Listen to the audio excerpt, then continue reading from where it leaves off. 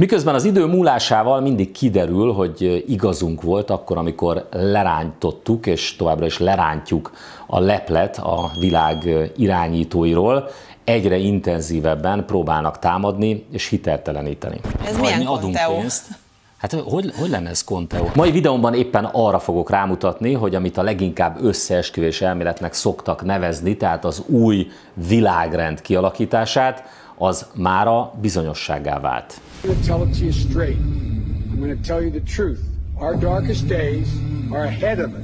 Not behind us. And now is a time when things are shifting. There's going to be a new world order out there. This alternative vision argues that ordinary men and women are too small-minded to govern their own affairs. That order and progress can only come when individuals surrender their rights to an all-powerful sovereign. We are here to develop the great narrative, the story for the future. But in order to shape the future, you have first to imagine the future, you have to design the future, and then you have to execute.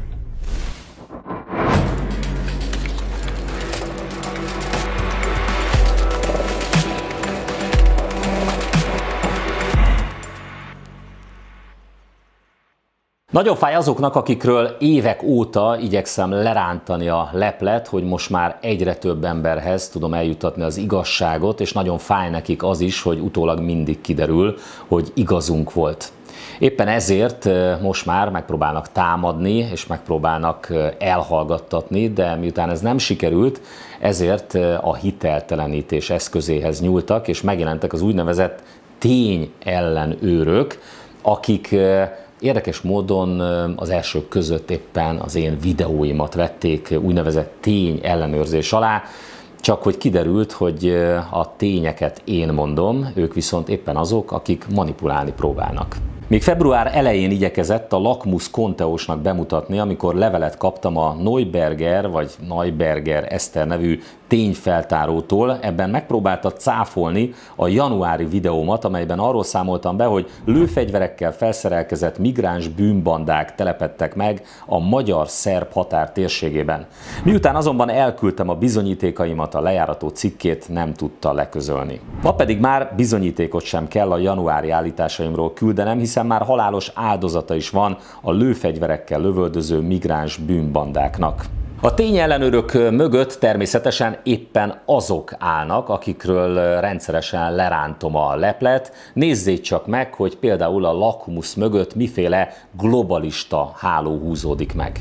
A Lakmus.hu tényellenőrző szerkesztősége az általában a globális nagyvállalatok tenyeréből falatozó Európai Bizottság támogatásával működik. A tulajdonosok között nem csak franciaországi multik vannak, hanem a 444.hu-t kiadó magyar Yeti Zrt. Is, amely annyira magyar, hogy a résztulajdonosa, akinek a segítségével fedezhetik az óriási veszteségeiket is, a Media Development Investment Fund érdekeltségében lévő Digital News Ventures LLC nevű amerikai befektetési alap.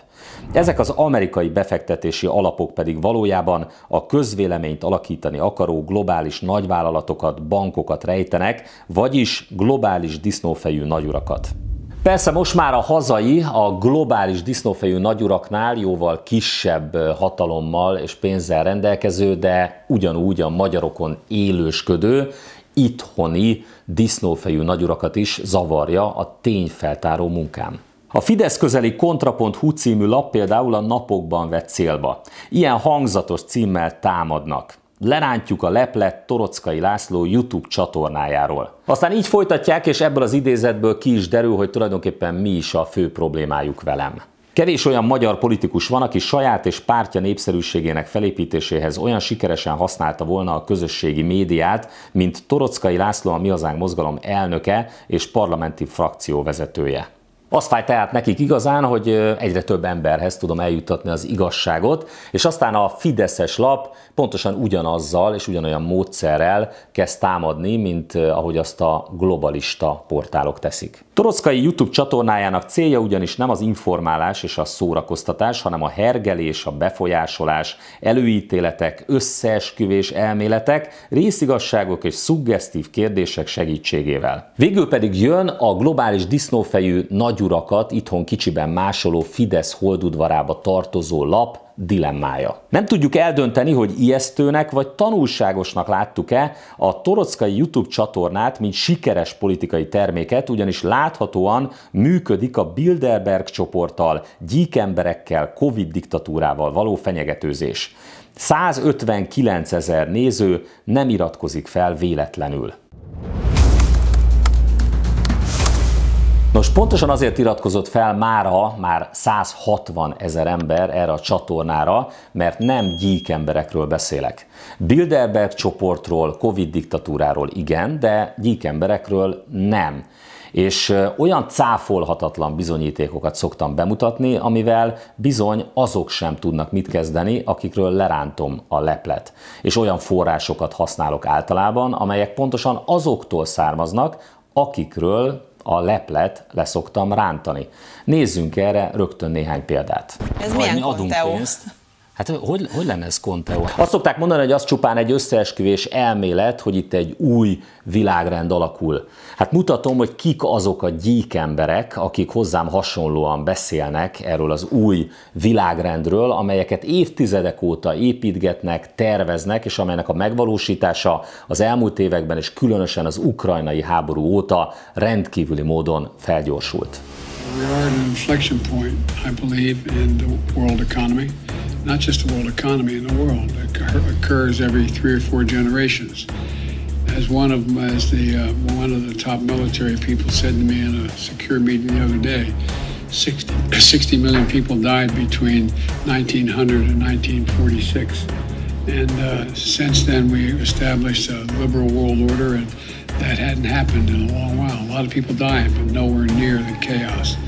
And now is a time when things are shifting. There's going to be a new world order out there. And we've got to lead it. We've got to unite the rest of the free world in doing it. Is to actually create a new world order. A new world order. Because the global order is changing again. And the institutions and rules that worked so well in the post-World War II era for decades, they need to be strengthened. And some have to be changed. So we have to do what we do best. We have to lead. We have to lead. We have to update the global rules of the road. We have to do it in a way that maximizes benefits for everyone, because obviously it's overwhelmingly in our interest. This is not a zero-sum game. The era of a unipolar world order is over. The era of a unipolar world order is over. Despite all the attempts to preserve it by any means. And power in the new world. Right now, changes of the world, of our times, and of history are unfolding in ways like never before. Today, the international community needs to step up our game and build the 21st century world order. We will use our leadership and membership of SADC, our membership of BRICS, and the G20, the Commonwealth and many other international bodies to forge a new world order. Founded on equality. To understand that we are now living in a totally new era.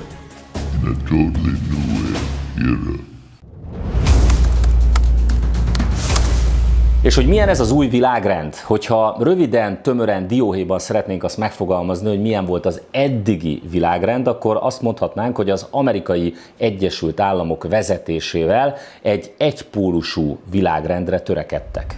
Az USA vazallusa az Európai Unió és Kanada, a katonai szervezetük pedig a NATO. Ezt a tömböt különleges kapcsolat fűzi Izraelhez, és szoros szövetségesének számít Japán, Dél-Korea, Ausztrália és Új-Zéland.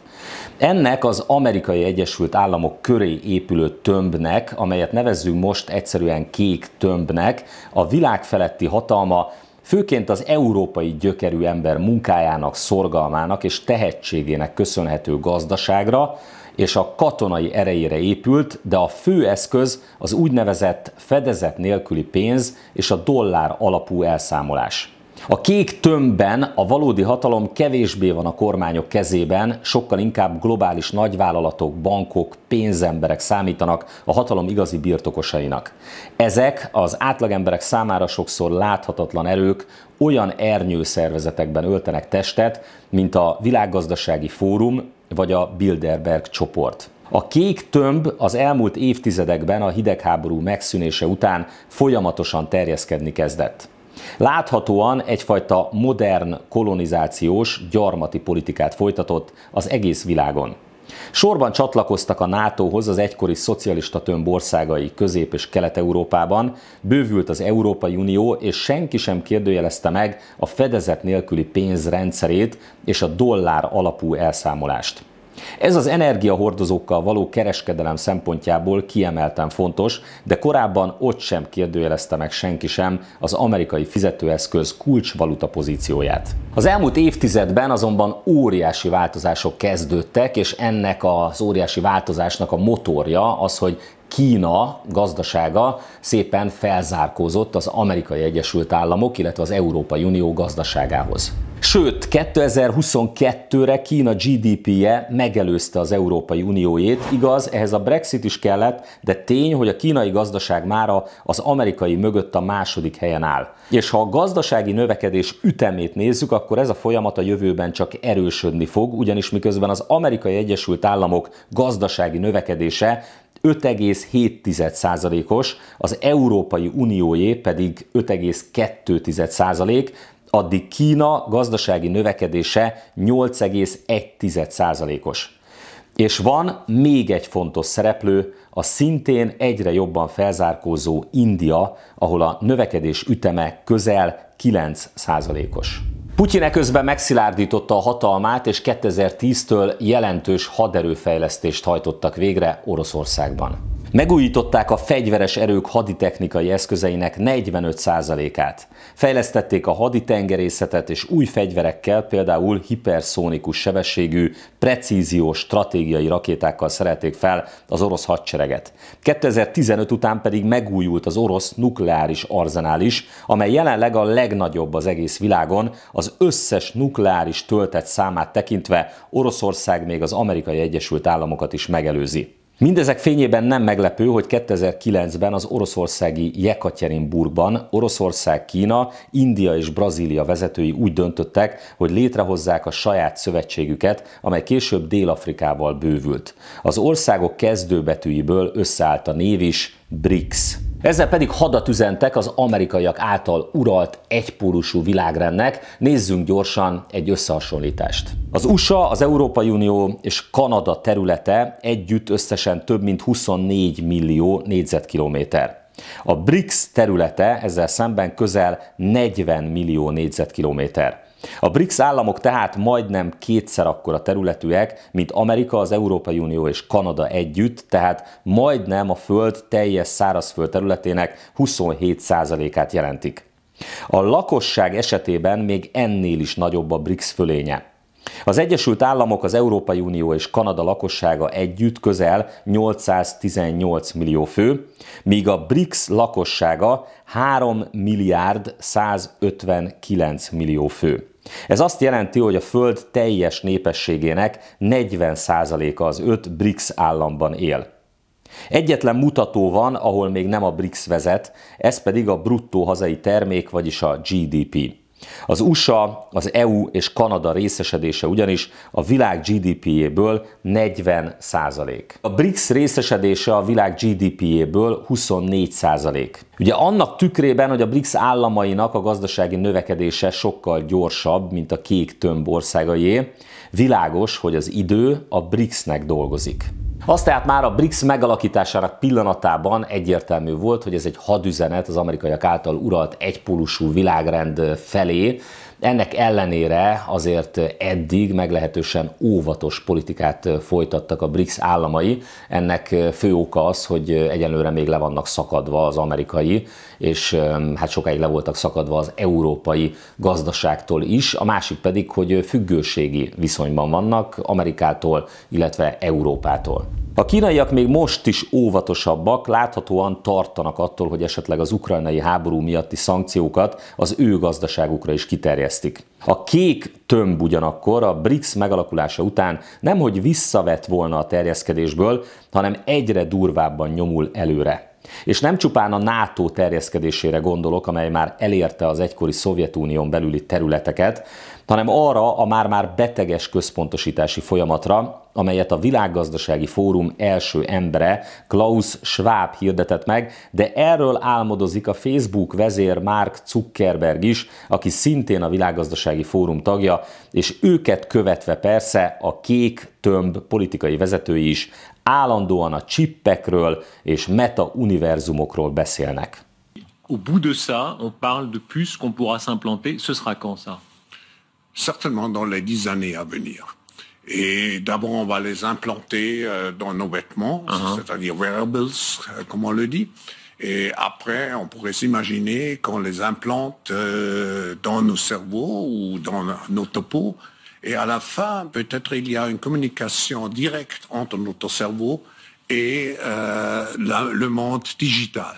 Ce que nous voyons, c'est une sorte de fusion du monde physique, digital et biologique. A cél a digitális világ a technológia felhasználásával, a még tökéletesebb központosítás, és persze az emberek feletti uralom a magánéletük teljes felszámolásával, és ezt is egypólusúként képzelték el. Vladimir Putyinnál szakadt el először a cérna. Jól látható, hogy a politikai, kulturális, szellemi irányítás a BRICS-en belül az oroszoknál van, nem véletlen, hogy maga a BRICS is Oroszországban, ugye Jekaterinburgban alakult meg. Az érlelődő konfliktus Ukrajnában robbant, ott ütközött meg a kék tömb a másikkal, Oroszországgal vagy a BRICS-el, de akkor mondjuk úgy, hogy a piros tömbbel. Ez a háború pedig felgyorsította az egypólusú világrend lebontását, és Oroszország jelenleg nyerésre áll. Mindezt ráadásul nem elsősorban katonai szempontból mondom, bár az is megérne egy külön videót, hogy miközben a globalista média minden nap elmondja, hogy Oroszország és az orosz hadsereg már a végét járja, és 10 000-ével halnak meg az orosz katonák és tábornokok, Zelenszkij pedig hétről hétre elmondja, hogy az ukrán hadsereg 1000-ével foglalja vissza az oroszok által megszállt falvakat. Valójában az orosz hadsereg folyamatosan, egyenletesen nyomul előre, a hatalmas Ukrajna területének 5/5-ét elfoglalta, mára a Luhanszki régió teljes területe a kezében van, és hogyha Donyecket, a Donyecky régiót is 100%-ig az uralma alá hajtotta, akkor a teljes Donbass, amiért a háború a hivatalos indoklás szerint elindult, Oroszország ellenőrzése alá kerül. Eközben az amerikaiak 2 évtized alatt sem tudták elérni a céljukat Afganisztánban.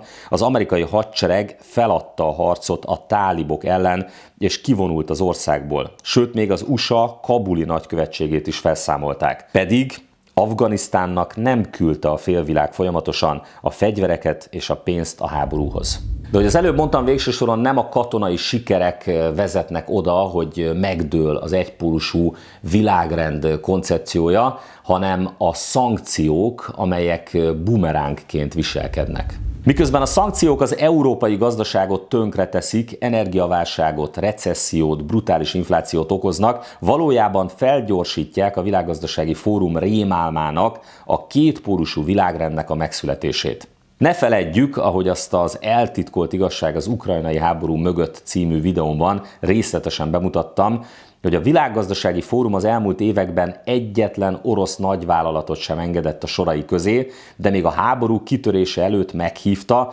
és befogadta Ukrajna legfontosabb állami óriás vállalatát, a hatalmas földgáz és kőolajmezők kitermelésével foglalkozó Naftogáz Ukrainit. Csak hogy most az Oroszországból kivonuló nyugati nagyvállalatok helyét orosz cégek foglalják el, ennek az egyik leglátványosabb elemeként a távozó McDonald's gyorsétterem hálózata helyén megnyílt az orosz Vykusnoi Tocska, azaz Finom és Pont, vagy a Ványa bácsi nevű új gyors étterem lánc. A betiltott Facebook és Instagram helyett pedig ott van az orosz V-kontakt. És mivel nem az egész világ, sőt, még csak nem is az összes gazdasági nagyhatalom vezetett be szankciókat Oroszország ellen, csupán az amerikaiak által vezetett kék tömb országai és legszorosabb szövetségeseik, miközben Moszkva párhuzamos világot épít, Eközben ellensúlyozva a kék tömb szankcióit folyamatosan növeli az olajszállításokat Kínába és Indiába, valamint több kínai autó, illetve indiai üzletlánc jelenhet meg Oroszországban, és a pénzügyi rendszer terén is igyekeznek szorosabbra fűzni a kapcsolatokat a legnagyobb feltörekvő piaci gazdaságokkal. Abszurd módon senki sem tett olyan sokat a BRICS megerősödéséért, a kétpólusú világrend kialakításáért, mint maguk a nyugati politikusok, akik már megint lábon lőtték saját magukat és népeiket. A legfontosabb forradalmi intézkedés azonban az volt, hogy az Orosz Nemzeti Bank a szankciók miatt a rubelt az aranyhoz kötötte. Vagyis Oroszország több mint egy évszázad után visszatért az arany standardhoz, majd az energiával, földgázzal, kőolajjal kapcsolatos kifizetéseket szintén a rubelhez kötötte. Ezzel egyszerre üzent hadat a fedezet nélküli pénz rendszerének és a dollár alapú elszámolásnak is. Ez egy igazi paradigmaváltáshoz vezet. Megváltoztatja a globális kereskedelmi rendszer teljes működését, miközben felgyorsítja a globális monetáris rendszer változását. A lavina pedig beindult.